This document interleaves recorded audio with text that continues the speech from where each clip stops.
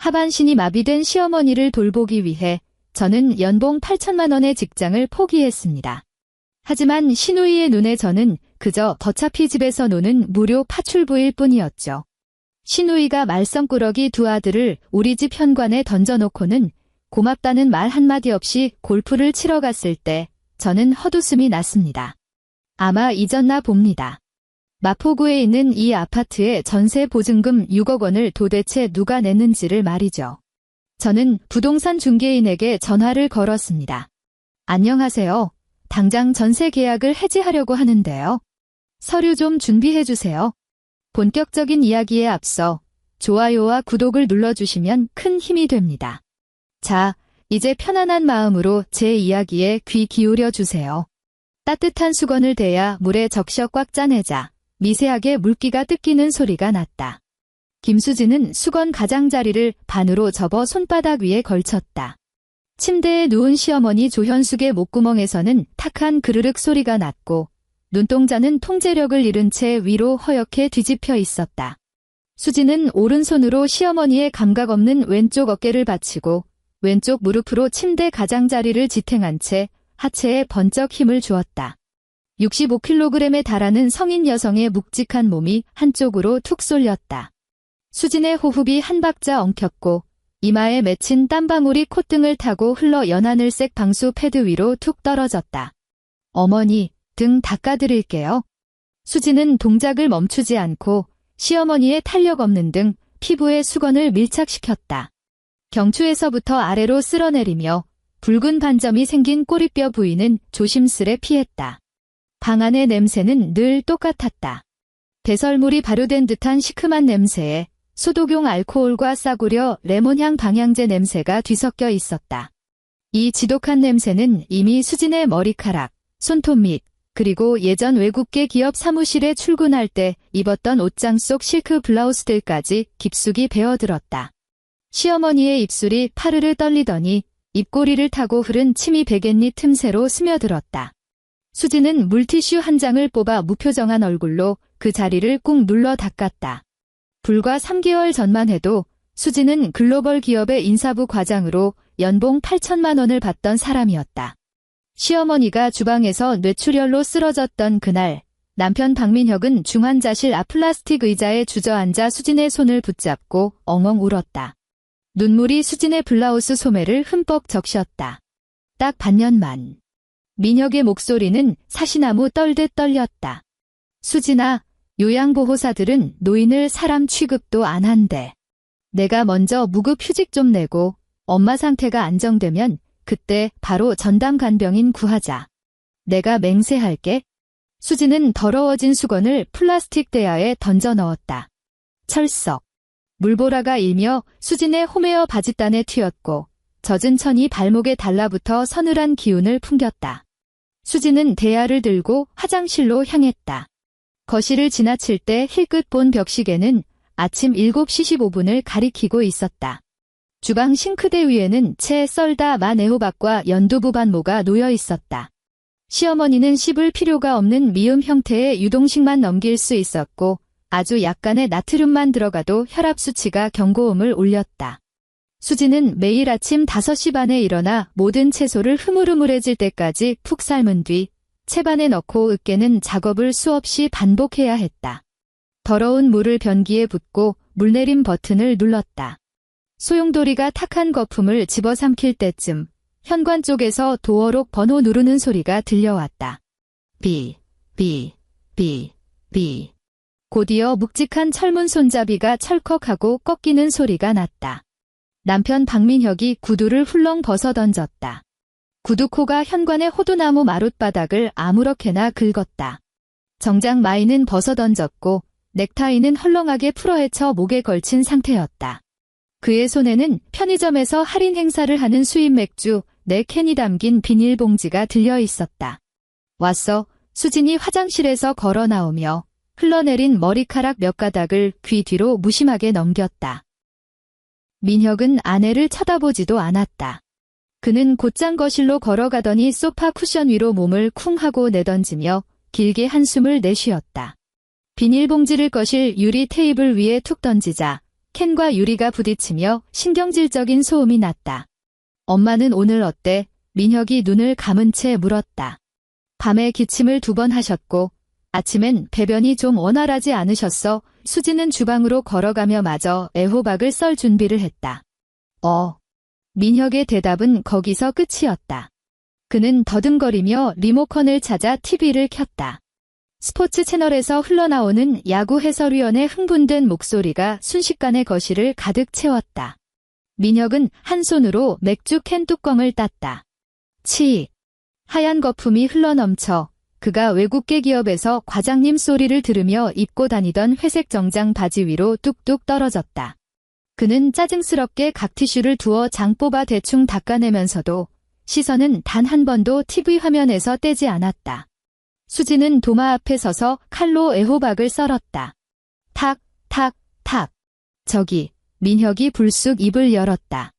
해설위원의 고함을 뚫고 나오는 목소리였다. 나 내일 거래처 갈 때 입을 네이비색 셔츠는? 옷장에 걸려있던데 왜 다 구겨져 있어? 허공에 떠있던 칼날이 멈칫했다. 수진이 고개를 돌렸다. 민혁은 고개를 젖혀 맥주를 벌컥벌컥 들이켜고 있었다. 목젖이 요동쳤다. 그제야 주방 쪽으로 시선을 돌린 민혁의 미간에는 주름이 잡혀 있었고 눈가에는 노골적인 책망이 담겨 있었다. 어제 오후에 어머니가 2번이나 토하셔서 침대 패드만 3번 빨았어. 건조기가 쉴 틈이 없었거든. 오수진의 목소리는 건조했다. 아직 다림질할 시간이 없었어. 민혁은 맥주 캔을 테이블 위에 쾅 소리가 나게 내려놓았다. 아니, 하루 종일 집에 있으면서 옷 하나 다릴 시간이 없다는 게 말이 돼. 그의 말투에는 아주 당연하다는 듯한 피로감이 배어 있었다. 내가 매일 밖에서 돈 벌어오느라 뼈 빠지게 고생하는데 집에 와서까지 이런 자잘한 걸 신경 써야 해? 수지는 대꾸하지 않았다. 그녀는 도마 위에 반쯤 썰려있는 채소를 내려다보았다. 연봉 8천만 원 인사부의 그 복잡하고 치열했던 인사 고과표들. 매일 아침 9시에 마시던 스타벅스 아이스 아메리카노 컵 표면에 맺히던 차가운 물방울들. 가스레인지 위 주전자에 물이 끓으며 날카로운 삑 소리를 냈다. 수지는 돌아서서 가스 밸브를 잠갔다. 그녀는 다리미를 가지러 가지도 않았고 자신이 새벽 3시까지 성인용 기저귀를 치우느라 잠 한숨 못 잤다는 변명도 하지 않았다. 그저 썰어둔 애호박을 끓는 물속에 쓸어넣고 맹렬하게 끓어오르는 기포들이 초록색 채소 조각들을 집어삼키는 모습을 가만히 지켜보았다. TV에서 홈런 환호성이 터져나왔다. 민혁은 해설위원과 합창이라도 하듯 나이스를 외치며 또 다른 맥주 캔을 땄다. 그 후로 3일 동안 똑같은 레퍼토리가 시간만 바뀐 채 반복되었다. 민혁의 빈 맥주 캔은 점점 산처럼 쌓여갔고 시어머니의 숨소리는 갈수록 쇳소리가 섞여 무거워졌다. 수진의 손가락 관절마다 도단한 붉은 습지는 손등까지 번져갔다. 독한 소독액과 쉴 새 없는 설거지가 남긴 흔적이었다. 토요일 오전 11시. 수진은 안방에서 시어머니의 다리 근육을 마사지하고 있었다. 위축된 근육은 두 토막의 딱딱한 나무 토막 같아서 매일 주무르고 풀어주지 않으면 관절이 완전히 굳어버릴 위험이 컸다. 현관 도어록에서 갑자기 신경질적인 버튼음이 울렸다. 삐삐삐삐삐. 찰칵. 민혁이 비밀번호를 누르는 리듬이 아니었다. 민혁은 느릿느릿 누르지만 이 리듬은 마치 키보드를 부수듯 빠르고 날카로웠다. 문이 활짝 열렸다. 하이힐 굽이 마룻바닥을 찍어 누르는 소리가 날카롭게 울렸다. 새언니. 집에 있죠? 신우이 박미진의 목소리는 하이힐 소리보다 더 새척맞았다. 그녀는 실내화로 갈아 신지도 않은 채 큐빅이 박힌 뾰족한 스틸레토 힐을 신고 거실로 성큼성큼 걸어 들어왔다.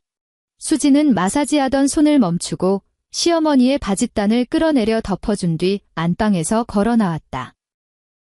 미지는 냉장고 앞에 서서 냉장실 문을 벌컥 열어젖히고 있었다.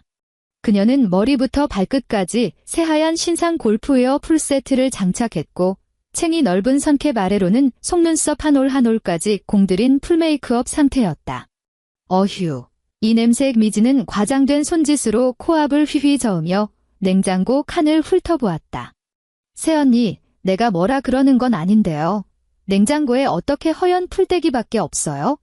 그 흔한 고기 반찬 하나가 없네? 우리 오빠 매일 밖에서 힘들게 일하는데 맨날 이런 것만 먹여요? 미지는 화려한 프렌치 네일아트를 한 손가락으로 반찬통 하나를 끄집어내더니 뚜껑을 열어보고는 질색하며 싱크대 위로 휙 던져버렸다. 플라스틱 뚜껑이 대리석 상판 위를 미끄러져 벽에 부딪히고서야 멈춰섰다. 어머니는 나트륨 들어간 음식 드시면 안 돼. 그리고 민혁 씨도 요즘 고지혈증 조심해야 한다고 했어. 수진이 다가가 뚜껑을 집어들고 다시 반찬통을 닫았다. 뭐 좀 마실래? 보리차 있어? 됐어요. 미지는 수진의 얼굴은 쳐다보지도 않은 채 손을 휘저었다. 그러고는 몸을 돌려 현관 쪽을 향해 소리쳤다. 빨리 들어와. 신발 벗고. 남자아이 2명이 마치 대포알처럼 거실로 튕겨 들어왔다. 큰아이는 9살, 작은아이는 7살이었다. 녀석들은 신발을 벗을 생각도 안 하고 흙 묻은 운동화 차림으로 현관을 지나 마룻바닥에 시커먼 발자국을 남기며 질주했다. 야! 소파에 가서 얌전히 앉아있어. 미진이 건성으로 소리친 뒤 수진을 돌아보며 아주 뻔뻔한 미소를 지어 보였다. 새언니, 나 오늘 교회에서 진짜 중요한 모임이 있거든요. 목사님이 꼭 오라고 하셔서요. 애들 데려가기가 영 눈치 보여서. 수진의 시선이 미진의 어깨에 매인 크고 눈에 띄는 골프백에 머물렀다. 지퍼 틈새로 1번 우드의 큼직한 금속 헤드가 삐져나와 있었다. 모임, 수진이 금속 골프채 헤드를 빤히 응시하며 되물었다. 네, 엄청 중요한 모임이요. 미진은 눈 하나 깜짝하지 않고 어깨에 골프백을 들썩였다. 새언니도 어차피 회사 그만두고 하루 종일 집에서 엄마 돌보는데 애 둘 더 보는 게 뭐 대수라고요. 점심은 대충 아무거나 먹여요. 돈가스나 파스타 같은 거 저녁에 데리러 올게요. 미진 아가씨, 수진이 신우이의 호칭을 정확히 불렀다. 목소리에는 높낮이가 없었다. 어머니 12시에 약 드셔야 하고 오후 2시엔 체위 변경하고 몸 닦아드려야 해. 나 지금 남자아이 둘까지 챙길 여력 없어. 그리고 여긴 애들이 가지고 놀만한 것도 없고. 미진의 얼굴이 순식간에 차갑게 굳어졌다. 한껏 끌어올렸던 입꼬리가 툭 떨어졌고 눈빛에는 뼛속 깊은 무시가 번뜩였다. 새언니, 지금 그게 무슨 소리예요? 여력이 없다니요. 밖에서 돈 벌며 남의 눈치 보는 것도 아니고 집구석에 가만히 있으면서 뭐가 그렇게 힘든데요? 게다가 언니 친조카들이잖아요. 잠깐 봐주는 게 뭐 어때서요? 우리 오빠 혼자 뼈 빠지게 돈 벌어서 먹여 살리는데 오빠가 구한 전셋집에서 편하게 지내면서 이깟 일 하나 못 해준다는 거예요? 미지는 속사포처럼 쏘아붙이며 수진이 끼어들 틈조차 주지 않았다. 그러는 와중에도 그녀의 발걸음은 이미 현관문을 향하고 있었다. 엄마는 그냥 들여다보기만 하면 되잖아요. 사내 애들이 좀 극성 맞은 건 당연한 거니까 언니가 그냥 신경 쓰지 마요. 나 시간 늦었어. 먼저 가요. 현관문이 쾅 소리를 내며 닫혔다. 순식간에 거실에는 TV에서 흘러나오는 애니메이션 소리와 두 사내 아이가 소파 위에서 쿵쾅거리며 뛰어다니는 소리만 남았다. 수지는 주방과 거실의 경계선에 우두커니 섰다. 그녀의 시선은 싱크대 위에 내팽개쳐진 반찬통에서 시작해 마룻바닥에 선명하게 찍힌 시커먼 흑발 자국을 거쳐 소파 쿠션을 무기 삼아 서로를 후려치고 있는 두 조카에게 멈췄다. 형아, 내 공격을 받아라. 7살짜리 조카가 거실 테이블 위에 있던 묵직한 도자기 과일 접시를 집어들더니 9살 형을 향해 있는 힘껏 집어 던졌다. 도자기 접시는 목표물을 빗나가 소파 등받이를 훌쩍 넘어가더니 반쯤 열려있던 안방 문틈 사이로 쏙 날아갔다. 챙그랑. 도자기가 산산조각 나는 날카로운 파열음이 안방에서 폭발하듯 울려 퍼졌다. 곧이어 시어머니 조현숙의 목구멍 깊은 곳에서 극도로 처절한 끄윽 하는 소리가 터져나왔다. 극심한 공포에 질려 통제력을 잃은 성대가 짐승처럼 내지르는 비명이었다. 수진의 몸이 뇌보다 먼저 움직였다. 안방으로 뛰어들어갔다. 도자기 접시는 침대 협탁을 직격했고 날카로운 파편들이 사방으로 튀어 있었다. 그중 큰 파편 하나가 시어머니의 베개 바로 옆에 떨어져 있었다. 조현숙의 눈동자는 미친 듯이 돌아가고 있었고 유일하게 움직일 수 있는 멀쩡한 오른손은 허공을 향해 무의미하게 허우적거렸다. 입가에서는 극심한 과호흡으로 인해 거품 섞인 침이 시트 위로 튀었고 온몸이 발작하듯 경련하고 있었다. 거실에 있던 두 아이가 빼꼼히 고개를 내밀고 안방을 들여다보았다. 놀라기는커녕 일그러진 외할머니의 얼굴을 손가락질하며 낄낄거리기 시작했다. 야, 외할머니 얼굴 좀 봐. 좀비 같아. 좀비다. 좀비. 귀를 찢는 듯한 웃음소리. 수지는 침대 곁에 우두커니 섰다. 바닥에 흩어진 도자기 파편을 줍지도 않았고 경련을 일으키는 시어머니를 달래지도 않았다. 그저 고개를 숙여 붉은 습진으로 뒤덮인 자신의 굵고 거칠어진 손가락 마디마디를 내려다볼 뿐이었다. 물이 끓는 점표를 넘었다. 수면 아래 억눌려 있던 기포들이 마침내 표면을 뚫고 미친 듯이 소용돌이치며 격렬한 끓는 소리를 냈다. 그녀는 몸을 돌려 안방에서 걸어 나온 뒤 등 뒤로 문을 닫았다. 동작은 아주 차분했다. 찰칵. 문이 닫히며 조카들의 조롱 섞인 웃음소리와 시어머니의 짐승 같은 비명소리가 완벽하게 차단되었다. 수지는 주방 싱크대로 걸어가 수도꼭지를 틀었다. 차가운 물줄기가 그녀의 두 손을 씻어내렸다. 핸드워시를 2번 짜내어 손가락 사이사이를 꼼꼼하게 문질렀다. 독한 소독액 냄새, 역겨운 배설물 냄새, 주방에 찌든 기름 냄새를 조금씩 씻어냈다. 아주 느리고 아주 경건하게 씻었다. 마치 일생일대의 중요한 의식을 치르듯. 손을 다 씻은 뒤 키친타월을 뜯어 물기를 닦아내고는 앞치마 주머니에서 스마트폰을 꺼냈다. 화면이 켜졌다.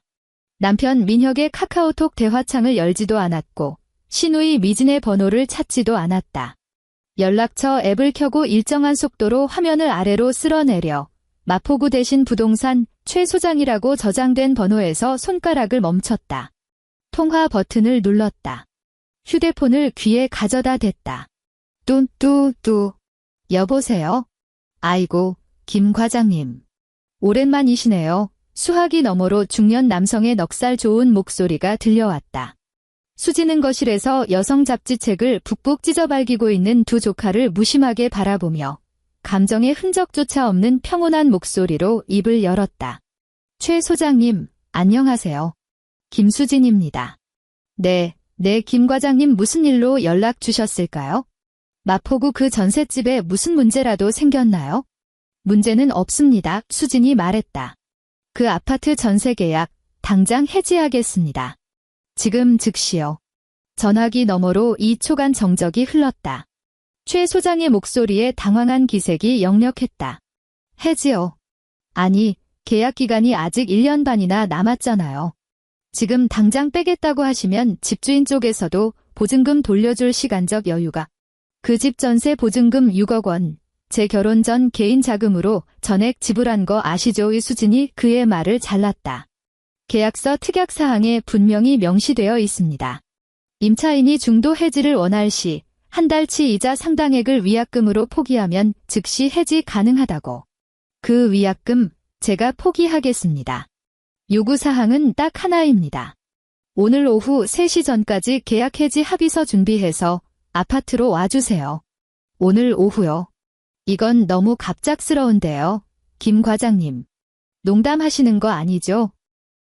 농담 아닙니다. 만약 집주인이 오늘 당장 해지 확인서에 도장 찍고 3일 내로 보증금 반환하겠다는 약속을 못하겠다고 하면 제 담당 변호사 통해서 즉각 부동산 가압류 신청 들어갑니다. 최 소장님, 지금 당장 집주인한테 연락하세요.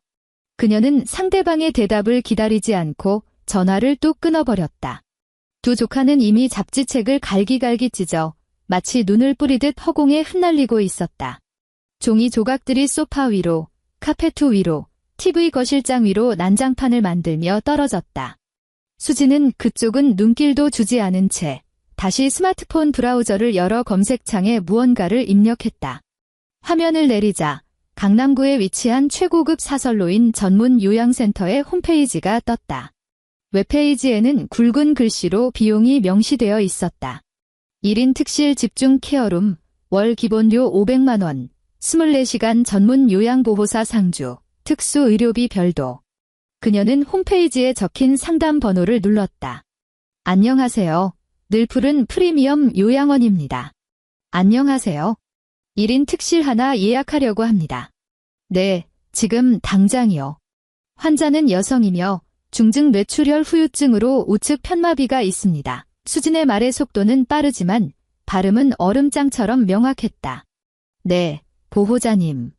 현재 특실 공실이 하나 남아있기는 합니다만 입소 전에 보호자 대면 상담이 필요하며 초기 3개월치 비용을 선납해 주셔야 합니다. 총액 1,500만 원이 결제는 제 남편 명의의 신용카드로 할부 결제할 겁니다. 지금 즉시 마포구에 있는 이 주소로 사설 의료 전용 구급차를 보내주세요. 가장 경력 많은 전문 요양보호사분들과 이송 장비 완비해서요. 지금 당장요. 상담원의 목소리가 놀라움으로 커졌다. 네, 지금 당장요. 30분 내로 도착해야 합니다. 두 통의 전화를 끝내는데 걸린 시간은 고작 5분 남짓이었다.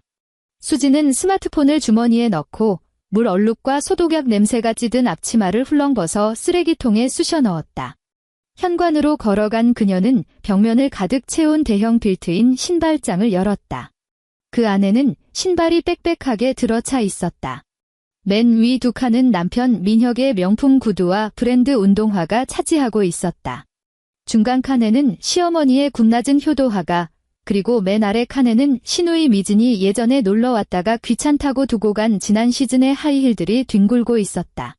수지는 신발장 앞에 미동도 없이 섰다.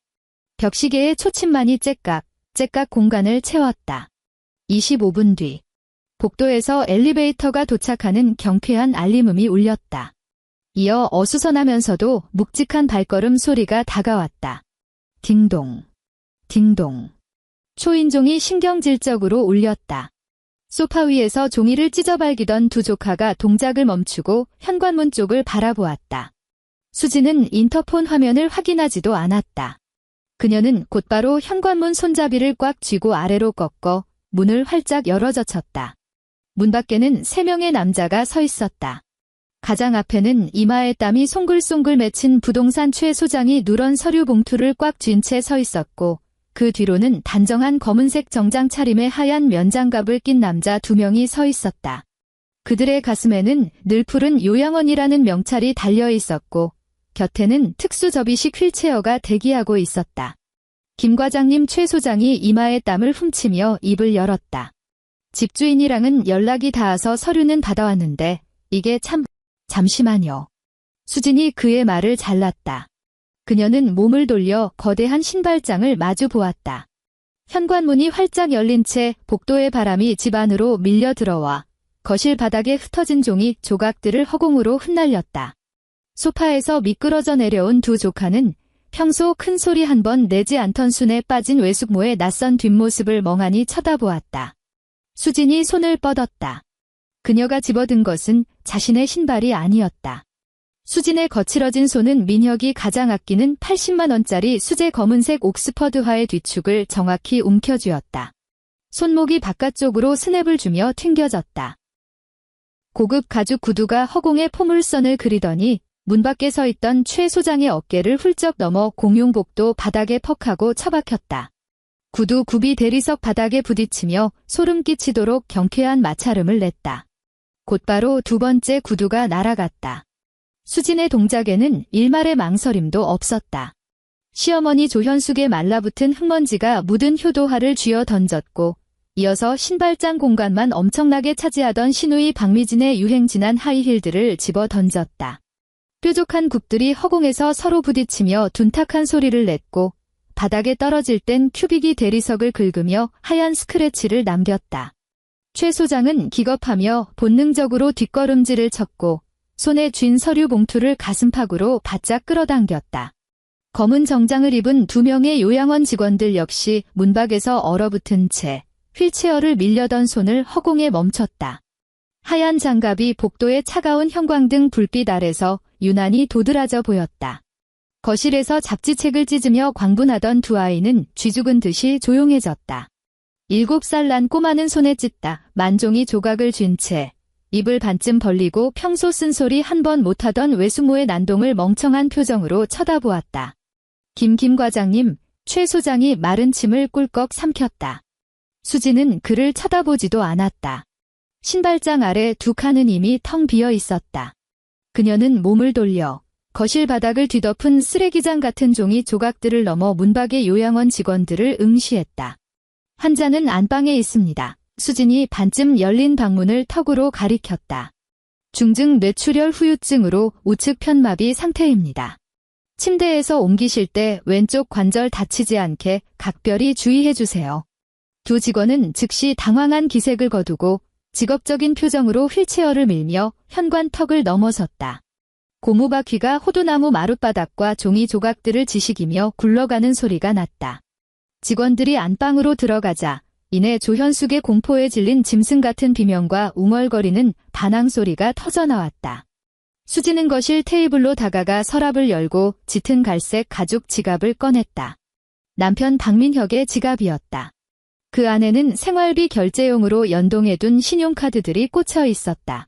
엄마. 외숙모가 신발 다 내다 버렸어. 9살짜리 큰 조카가 그제야 정신을 차린 듯 소파에서 펄쩍 뛰며 문밖에 구두 무더기를 손가락질하며 새액새액 소리를 질렀다.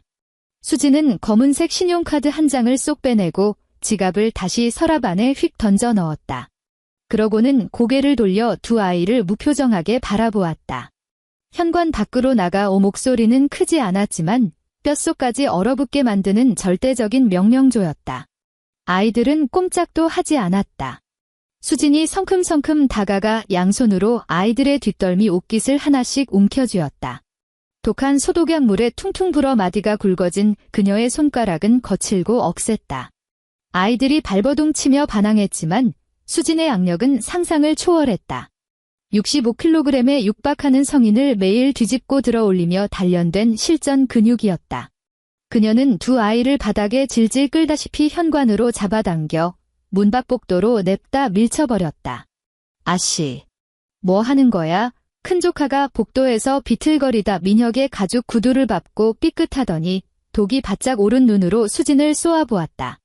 여기서 얌전히 기다려. 너희들 엄마 금방 올 테니까. 안방 문이 활짝 열렸다.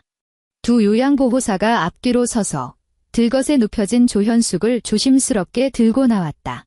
노인의 두 눈깔은 여전히 공포로 미친 듯이 굴러가고 있었고 비뚤어진 입가로는 침이 폭포수처럼 흘러 턱을 적셨다. 노인이 특수 이송 휠체어에 단단히 고정된 채 거실을 가로질러 나갈 때 유일하게 움직이는 왼쪽 손이 갑자기 발작하듯 수진을 향해 허공으로 뻗어나왔다. 주름진 손가락이 허공을 허우적거리며 무언가를 잡으려 애썼다. 수진은 그 자리에 미동도 없이 서 있었다. 뻗어오는 손끝과 그녀의 거리는 불과 50cm도 되지 않았다. 그러나 수진은 그 손을 맞잡아주지 않았다. 그녀의 두 손은 곁에 차분하게 늘어뜨려져 있을 뿐이었다. 보호자님, 결제 도와드리겠습니다. 리더격인 직원이 조끼 주머니에서 무선 카드 단말기를 꺼내 들었다. 수진이 민혁의 카드를 건넸다. 1인 특실 3개월 선납 비용에 사설 구급차 출동 비용 포함하여 총 1,530만 원입니다. 직원이 익숙한 손놀림으로 단말기 버튼을 눌렀다. 할부 어떻게 해드릴까요? 12개월이요. 삐빅. 단말기에서 길쭉한 영수증이 뱀처럼 혀를 내밀며 출력되었다. 수진은 펜을 건네받아 서명란에 박민형이라는 세 글자를 거침없이 휘갈겼다. 필체는 서슬퍼렇게 날이 서 있었다. 카드를 돌려받아 주머니에 찔러 넣은 수진은 직원들이 휠체어를 밀고 나가 엘리베이터에 탑승하는 뒷모습을 가만히 지켜보았다. 조현숙의 목구멍에서 끓어오르는 그르륵 소리는 엘리베이터 문이 닫히며 완벽하게 잘려나갔다. 정막이 내려앉은 복도에는 눈치를 보는 최 소장과 멍하니 선 두 아이, 그리고 쓰레기 더미처럼 널브러진 신발들만이 남았다. 김 과장님 최 소장이 조심스럽게 서류 봉투를 내밀었다. 여기 집주인 도장 찍힌 해지 합의서입니다. 전세 보증금 6억 원에서 이번 달 미납 관리비랑 공과금 정산하고 남은 전액은 3일 이내에 예전에 등록해두셨던 과장님 개인 계좌로 입금될 겁니다. 수진은 봉투를 받아 서류를 쓱 꺼내보았다. 집주인의 인감을 확인한 그녀가 짧게 고개를 끄덕였다. 수고하셨습니다. 그녀는 한 걸음 뒤로 물러서며 현관문 안쪽 손잡이를 잡았다. 최 소장이 신발 무더기 위에 엉거주춤 앉아있는 두 아이를 보며 안절부절 못했다. 저기 그럼 이 아이들은 박민혁 씨네 귀한 핏줄들입니다. 수진이 건조하게 말했다. 살펴가세요, 최 소장님. 쾅. 묵직한 방화문이 두 아이의 콧잔등 바로 앞에서 한치의 틈도 없이 굳게 닫혔다. 현관문 안쪽에 선 수진은 도어록 안쪽 플라스틱 커버를 위로 올리고 초기화 버튼을 눌렀다. 삑, 새로운 비밀번호를 입력하세요. 그녀는 외국계 기업 인사부에서 일하던 시절 자신의 사원번호 6자리를 꾹꾹 눌렀다. 삐리릭. 설정이 완료되었습니다. 아파트 안은 숨막힐 듯 고요해졌다. 야구 해설위원의 발악하는 목소리도, 시어머니의 탁한 숨소리도, 조카들이 소파에서 뛰어내리는 둔탁한 소음도 완전히 사라졌다. 오직 벽시계의 초침 소리만이 공간의 주인이 되었다. 수지는 주방 싱크대로 걸어가 도마 위에 덩그러니 놓여있던 과도를 집어들고 개수대에 던져 넣었다. 수도꼭지를 틀자 맑은 물이 칼날에 묻은 초록색 애호박 진액을 말끔히 씻어내렸다. 오후 1시 40분. 도어록에서 신경질적인 경고음이 울려 퍼졌다. 삐삐삐삐. 오류. 삐삐삐삐삐. 오류. 곧이어 주먹으로 철문을 부수려는 듯한 거친 타격음이 쏟아졌다. 쾅. 쾅. 쾅. 새언니. 김수진. 너 미쳤어. 당장 문 열어. 신우이 박미진의 찢어지는 듯한 고주파 비명이 방화문을 뚫고 들어와 텅 빈 거실을 울렸다. 수지는 수도꼭지를 잠갔다. 키친타월을 뜯어 손에 묻은 물기를 아주 천천히 꼼꼼하게 닦아낸 뒤 현관 쪽으로 걸어갔다. 그녀는 문을 여는 대신 벽에 달린 비디오폰의 통화 버튼을 눌렀다. 화면이 밝아졌다. 공들인 풀메이크업은 분노로 흉측하게 일그러져 있었고 미진의 얼굴이 카메라 렌즈에 닿을 듯 밀착되어 있었다. 골프용 선캡은 삐딱하게 돌아가 있었고 하얀 골프웨어 넥라인은 땀으로 얼룩져 있었다. 그녀의 양옆으로는 대성통곡을 하는 두 아들이 매달려 있었다. 너 지금 집구석에서 무슨 짓을 벌인 거야? 미진이 카메라를 향해 침을 튀기며 포효했다. 비밀번호는 왜 바꿨어? 내 새끼들을 왜 복도에 내동댕이 쳐? 저 신발 무더기는 또 다 뭐고? 아까 최 소장한테 전화 왔어. 너 집 뺀다며? 너 진짜 정신병원 가야 되는 거 아니야? 수지는 화면을 물끄러미 바라보았다. 현관 외부 스피커를 통해 흘러나가는 그녀의 목소리는 호수처럼 잔잔했다. 어머니는 방금 늘 푸른 요양원으로 모셨어. 결제는 내 오빠 신용카드로 12개월 할부 긁었고 화면 속 미진이 망치로 얻어맞은 듯 굳어지더니 두 눈을 부릅떴다. 요양원. 얘야, 거기가 한 달에 얼마짜린 줄이나 알아? 내가 뭔데 함부로 우리 오빠 카드를 긁어. 넌 집에서 돈 한 푼 안 벌어오니까 우리 오빠 피 같은 돈 무서운 줄 모르고 막 쓰는 거지. 미친. 이 아파트 전세 보증금 6억 원. 내 결혼 전 개인 통장에서 전액 이체한 내 돈이야. 수지는 마이크에 대고 글자 하나하나를 또박또박 내리꽂았다. 그리고 방금 그 전세 계약 해지했어. 이 집은 더 이상 너희들이 비밀번호 누르고 함부로 쳐들어오는 공짜 여관방이 아니야. 그리고 나도 더 이상 월급 한 푼 안 줘도 되는 너희 집 공짜 파출부가 아니고. 너 미쳤구나. 너 진짜 단단히 미쳤어. 미진은 온몸을 부들부들 떨며 손가락으로 문틀을 후벼 팠다. 여긴 우리 오빠 집이야. 내가 보증금 좀 냈다고 이 집에서 상전 노릇할 수 있을 것 같아? 내가 지금 당장 오빠한테 전화해서 널 어떻게 조지는지 볼래? 당장 문 열어. 내 골프채 아직 저 안에 있단 말이야. 새로 하나 사시지. 수지는 미련 없이 종료 버튼을 눌렀다. 화면이 새까맣게 꺼지며 복도의 모든 소음이 차단되었다. 그녀는 몸을 돌려 안방으로 들어갔다. 옷장 구석 깊숙한 곳에서 검은색 기내용 캐리어를 끌어내어 바닥에 펼쳤다. 챙길 것은 오직 그녀 자신의 물건뿐이었다. 직장 생활을 할 때 입었던 빳빳한 실크 블라우스 몇 벌, 캐시미어 코트 2벌, 노트북, 그리고 서랍맨 밑바닥에 보관해 두었던 인사부 시절의 업무 노트들. 찌든 음식 냄새가 밴 홈웨어, 시어머니를 번쩍 안아 올리기 편하게 입었던 펑퍼짐한 트레이닝복들은 미련 없이 옷장에 버려두었다. 오후 2시 15분. 현관 밖에서 다시 묵직한 기척이 느껴졌다. 이번에는 거칠게 문을 부수는 소리 대신 다급하게 연타하는 초인종 소리였다. 딩동, 딩동, 딩동. 수지는 캐리어 손잡이를 잡고 현관으로 걸어갔다. 비디오폰 화면이 켜지고 이번에는 남편 박민혁의 얼굴이 나타났다.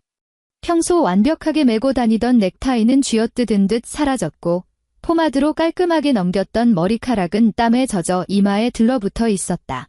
화면 너머로도 헐떡이는 숨소리가 들렸다. 눈은 핏발이 서 있었고 넥타이를 풀어 헤친 채 계단을 뛰어 올라온 것이 분명했다. 미진과 아이들은 보이지 않는 걸 보니 밑에 있는 차에 밀어넣고 혼자 올라온 모양이었다. 수지는 현관문 손잡이를 잡고 아래로 꾹 눌렀다. 문이 열렸다. 복도에 서늘한 바람이 밀려 들어왔다. 민혁은 쓰레기처럼 버려진 구두 무더기 한가운데 서서 캐리어를 쥔 아내를 보며 안면 근육을 미세하게 경련하고 있었다. 수지나 그가 마른 침을 꿀꺽 삼키며 어떻게든 집안의 가장다운 권위를 쥐어짜 내 목소리를 깔았다. 너 대체 무슨 억지를 부리는 거야? 수지는 묵묵히 그를 바라볼 뿐이었다. 미진이 말이 내가 엄마를 멋대로 요양원에 쳐넣었다고? 그것도 모자라서 시누이랑 어린 조카들을 복도로 내쫓아 민혁이 한 걸음 안으로 내디디며 바닥에 뒹굴던 어머니의 효도화를 지르밟았다. 아까 미진이가 울면서 전화했을 때 내가 얼마나 기가 막혔는지 알아? 본부장님 모시고 골프 라운딩 돌다가 그 전화 한 통 받고 불이 나게 달려온 내 꼴이 밖에서 얼마나 우스워졌는지 내가 아냐고. 요양원 주소는 당신 카톡으로 보냈어. 수진의 목소리는 나직했지만 얼음장처럼 차가웠다. 1인 특실에 24시간 전문 간병인 붙여놨으니 어머니 케어는 완벽할 거야. 지금 간병인이 문제가 아니잖아. 민혁의 목소리가 벼락처럼 높아졌고 목핏줄이 징그럽게 튀어나왔다. 우리 가족이잖아. 며느리가 돼가지고 하반신 마비된 불쌍한 시어머니를 어떻게 남의 손에 짐짝처럼 버릴 수가 있어? 너한테는 최소한의 동정심이라는 것도 없냐? 하루 종일 집에서 뒹굴면서 늙은 노인네랑 조카들 좀 돌보는 게 그게 그렇게 죽을 만큼 힘든 일이야? 수진이 그의 눈동자를 정면으로 쏘아보며 대답했다. 죽을 만큼. 민혁이 말문이 막힌 듯 멍해졌다. 순종적이던 아내가 이렇게 날선 눈빛으로 받아칠 줄은 상상도 못한 표정이었다. 나는 매일 새벽 5시 반에 일어나서 미음을 끓여 하루에 3번씩 배설물 범벅이 된 침대 시트를 손으로 빨고 내 손이 지금 어떻게 됐는지 똑똑히 봐. 수진이 양손을 허공에 들어 올렸다. 매일 키보드를 두드리고 우아하게 스타벅스 테이크아웃 잔을 쥐던 그녀의 손은 이제 관절이 툭 붉어지고 피부는 벗겨져 각질이 일었으며 아무리 씻어내도 지독한 소독약 냄새가 뼛속까지 배어 있었다. 민혁의 시선이 그 손바닥에 1초 머물더니 찔린 사람처럼 황급히 눈을 피했다. 내가 뭐 안 도와주겠다고 했어? 요즘 프로젝트 때문에 바빠서 그렇지. 이 고비만 넘기면 당신은 편의점 할인 맥주나 퍼마시고 야구 중계나 보면서 당신 와이셔츠 안 다려놨다고 나한테 짜증낼 시간은 있었지에. 수지는 손을 내리고 코트 주머니에서 새하얀 봉투 하나를 꺼내 그에게 불쑥 내밀었다. 민혁은 봉투를 보며 주춤거렸다.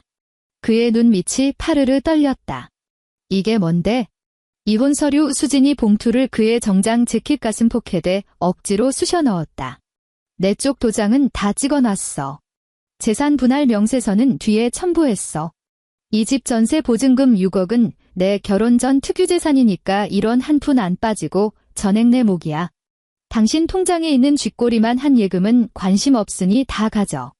위자료는 그 요양원 카드 할부 갚는 데 보태 쓰시든가. 민혁의 얼굴에서 핏기가 싹 가셨다. 그가 다급하게 손을 뻗어 수진의 손목을 콱 움켜쥐었다. 너 미쳤어. 미진이가 애 좀 봐달라고 한 게 그렇게 억울해서 이혼을 해. 너 회사 때려치운 지 벌써 3개월이야. 지금 나이 35에 이력서 들이밀면 어디서 널 팀장으로 받아줄 것 같아. 김수진, 정신 차려. 나 아니면 넌 이 동네에서 방 한 칸 구할 돈도 없는 백수야. 그의 악력이 어찌나 센지 수진의 손목뼈가 으스러질 듯 아팠다. 수진은 자신의 손목을 움켜쥔 그 손을 가만히 내려다보았다.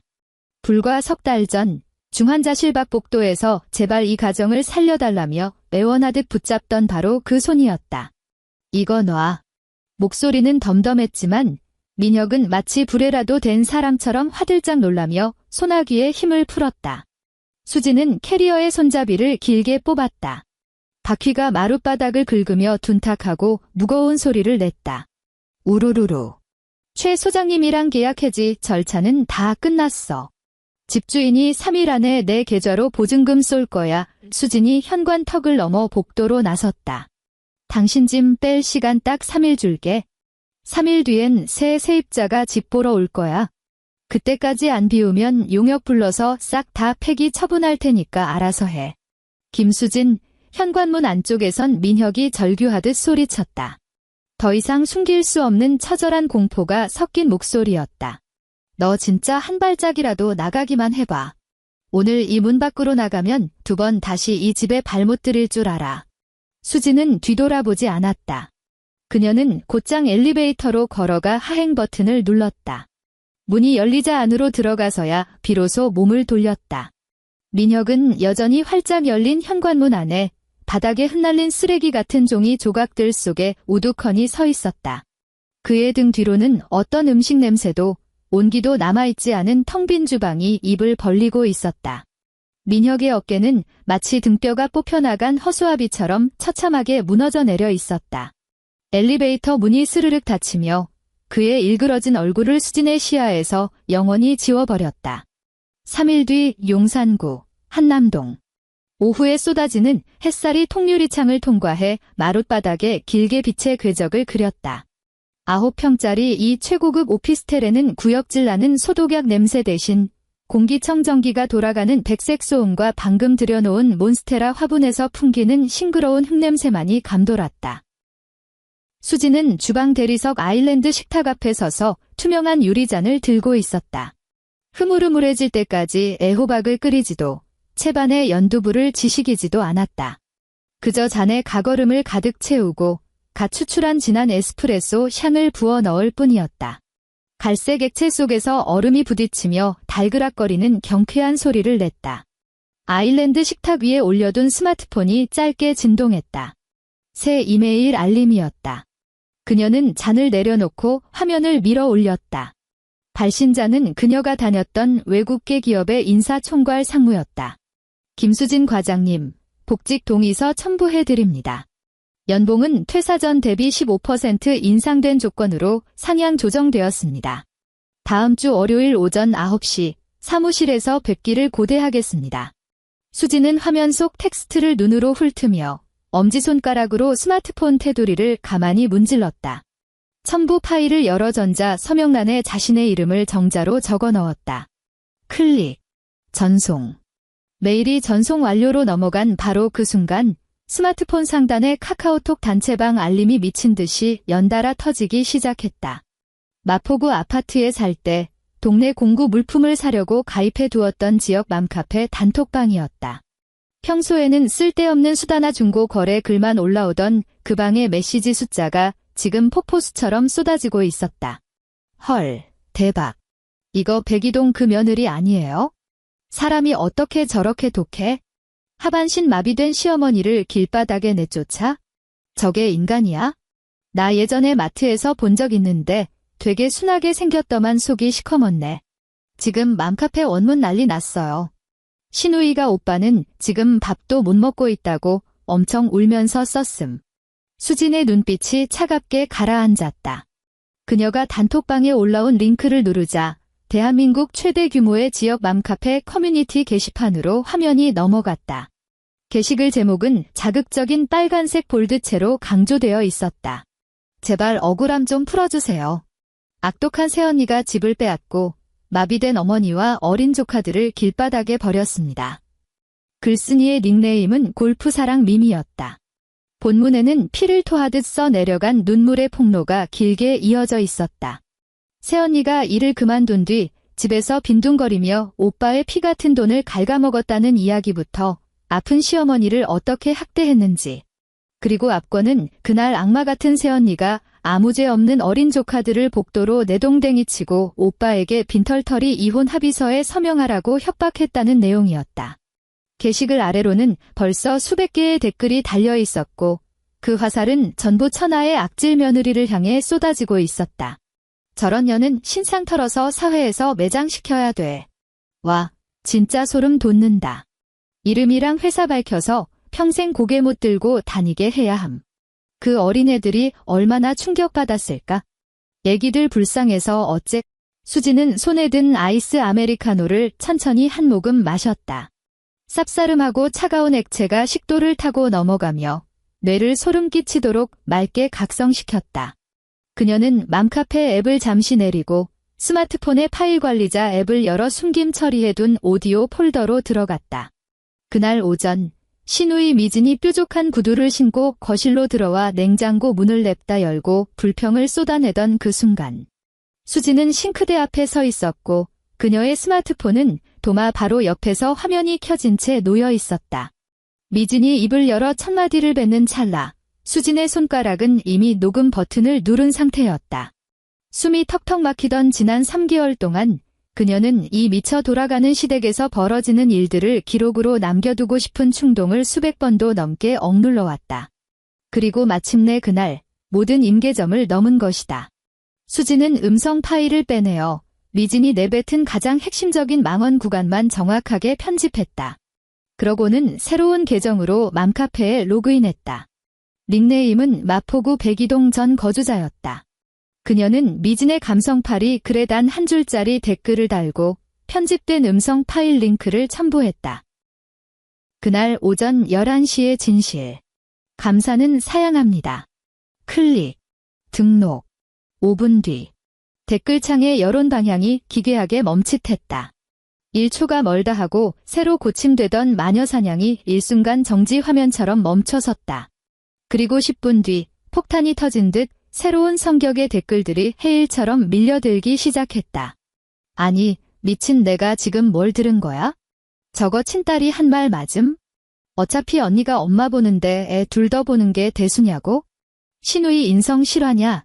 교회 중요 모임 간다면서 녹음 보낸 웬 골프채 부딪히는 소리가 쩡쩡 울리는데? 주님하고 라운딩 가시나 봐요? 헐, 나 이 글쓴이 누군지 암. 저 여자 남편 지난달에 불법 도박 빚지고 야반도주 했잖아요. 지 새끼들 학원비도 못 내서 동네 아줌마들한테 돈 빌리고 다니더니 지 엄마 모시는 새언니한테 애들 떠맡기고 무료 베이비시터로 쓰려던 거네. 여론의 역풍은 마른 들판에 번지는 산불보다 빨랐다.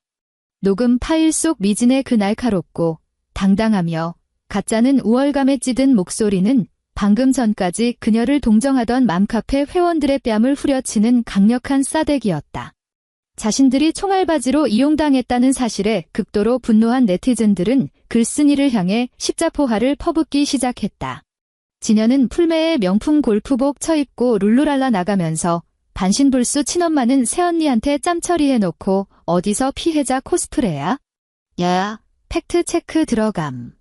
저 오빠라는 놈 집 산 거 아님. 6억 원 전세 보증금 여자 쪽에서 해온 특유재산이래. 신우인연이 오빠 내세워서 새언니 돈날로 먹으려다 쫓겨난 거임. 빨리 저 글쓴이 맘카페 강퇴시켜. 저런 기생충 같은 년이랑 같은 동네 산다는 게 토쏠림. 스마트폰이 터질 듯이 진동했다. 마포구 아파트 단톡방에서는 이미 방장이 미진의 계정을 강제 퇴장시킨 상태였다. 수지는 화면 위로 미친 듯이 스크롤되는 글자들을 조용히 내려다보았다.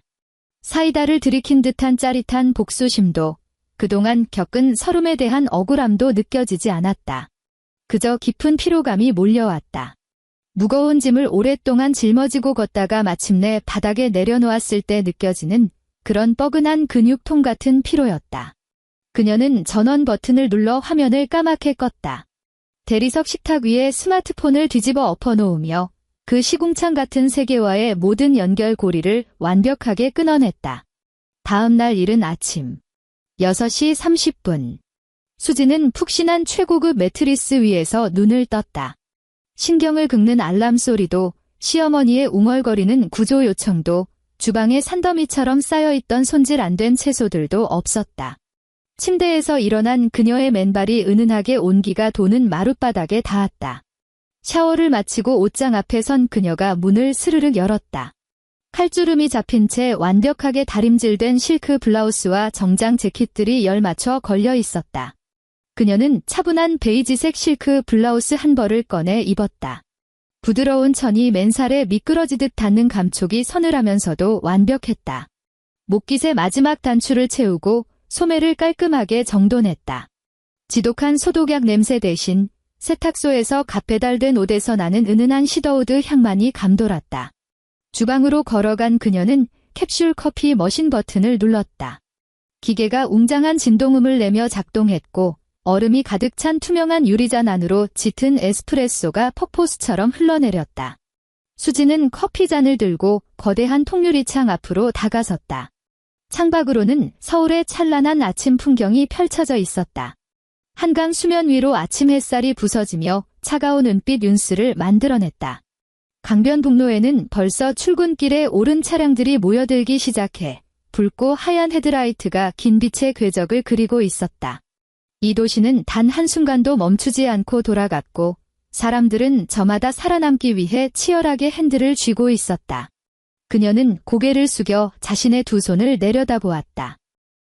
손가락 마디마디에 붉게 피어올랐던 습진 자국이 아직 희미하게 남아있기는 했지만 더 이상 각질이 벗겨져 피가 맺히지 않았고 손톱 밑에 끼어있던 역겨운 산패취도 완벽하게 사라졌다. 이 두 손은 오늘부터 다시 몽블랑 만년필을 쥐고 수십억이 오가는 글로벌 기업 인사부의 결제, 서류를 넘기게 될 것이다. 유리잔 표면에 맺힌 차가운 물방울들이 하나둘 모여 무거워지더니 잔을 타고 주르륵 흘러내려 그녀의 손끝을 적셨다. 수지는 잔을 들어 입술에 댔다. 극도로 차가운 액체가 구강을 자극하고 식도를 타고 짜릿하게 흘러내리며 위장 끝까지 소름 끼치도록 선명한 냉기를 전해주었다. 그녀는 고개를 살짝 들고 창밖 한강 수면 위로 피어오르는 옅은 물 한 개를 응시했다. 잔 속의 얼음 조각들이 서로 부딪히며 아주 미세하게 달그락 소리를 냈다. 엔드.